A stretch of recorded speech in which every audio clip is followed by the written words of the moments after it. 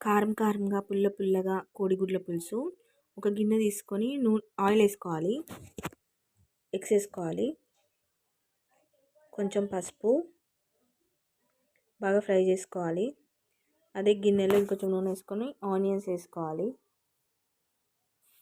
పసుపు, అల్లం వెల్లుల్లి పేస్ట్, బాగా ఫ్రై చేసుకున్న తర్వాత సాల్ట్, టమాటో ముక్కలు, కారం, ధనియా పౌడర్, చింతపులుసు,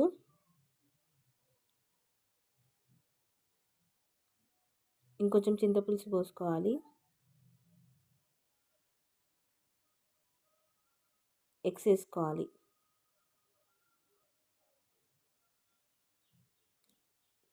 ఎంతో టేస్టీగా కారం కారంగా పుల్ల పుల్లగా కోడిగుడ్ల పులుసు.